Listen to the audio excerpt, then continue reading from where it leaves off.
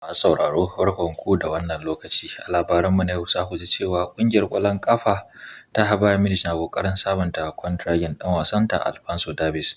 Kwantiragin ɗan wasan dai zai ƙare a ƙarshen kakar ta bana, yayin da manya-manyan ƙungiyoyi irin su Real Madrid ke bibiyar ɗan wasan.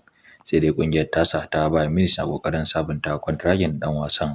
Ƙungiyar ƙwallon ƙafa ta Newcastle United na zawarcin ɗan wasa Dominic Calvert-Lewin na ƙungiyar ƙwallon ƙafa ta Everton. Yayin da ƙungiyar ƙwallon ƙafa ta PSG ta kammala cinikin ɗan wasa Bicha Brastakeliya na ƙungiyar ƙwallon ƙafa ta Napoli. Ƙungiyar ƙwallon ƙafa ta Real Madrid na karɓan tayi daga hannun manya-manyan ƙungiyoyi da suka haɗa da Liverpool, Borussia Dortmund da kuma Bayern Munich kan ɗan wasanta Brahim Diaz.